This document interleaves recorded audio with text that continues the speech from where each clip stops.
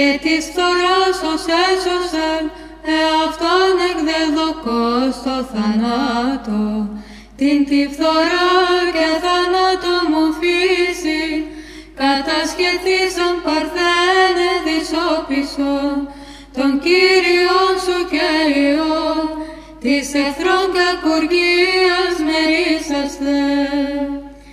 يا عروس الله البهية يا أم النور، ردي عنا الظلام نحن الخطاة، يا من ولدت الضياء الذي قبل الدهور.